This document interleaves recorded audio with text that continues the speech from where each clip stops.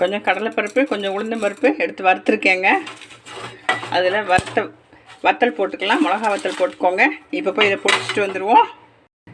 கொஞ்சம் எண்ணெய் ஊற்றிக்கோங்க. தேங்காய் எண்ணெய் ஊற்றிருக்கேங்க. தேங்காய் எண்ணெய் ஊற்றிக்கோங்க. இதில் முந்திரி பருப்பு போட்டுக்கோங்க. நல்லா மிக்ஸ் பண்ணி விடுங்க. நல்லா வறுக்கட்டுங்க. துருவின தேங்காய் போட்டுக்கோங்க.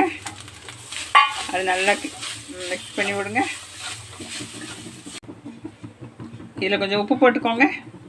சோறுக்கு உப்பு போட்டிருந்தீங்கன்னா வேண்டாங்க. நான் சோறுக்கு உப்பு போடலை, அதனால இதில் போட்டிருக்கேன்.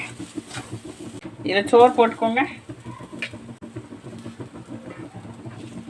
இன்றைக்கி சோறு கம்மியாக தாங்க ஆர்டர் இருந்தது, அதனால தான் சிம்பிளாக தேங்காய் சோறு உண்டாக்கிட்டேன். இதில் நான் பொடிச்சு வச்சுருக்கோம்ல கடலைப்பருப்பு, உளுந்தம்பருப்பு, வத்தல், அதை போட்டுக்கோங்க.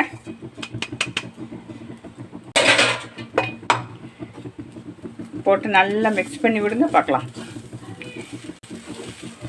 இதுக்கு ஒரு தயிர் சட்னி மட்டும் வச்சு கொடுத்துட்டேங்க. இன்றைக்கி சிம்பிளாக வச்சு கொடுத்துட்டேன்.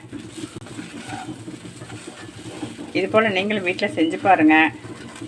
இந்த வீடியோ பிடிச்சிருந்துச்சுன்னா ஷேர் பண்ணுங்கள், கமெண்ட் பண்ணுங்கள், சப்ஸ்கிரைப் பண்ணுங்கள், லைக் பண்ணுங்கள். ரொம்ப ரொம்ப ரொம்ப பிடிச்சிருந்துச்சுன்னா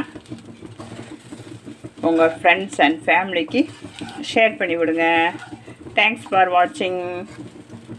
வாங்கங்க, தேங்காய் சோறு சாப்பிட்லாம். செம்ம சூப்பருங்க.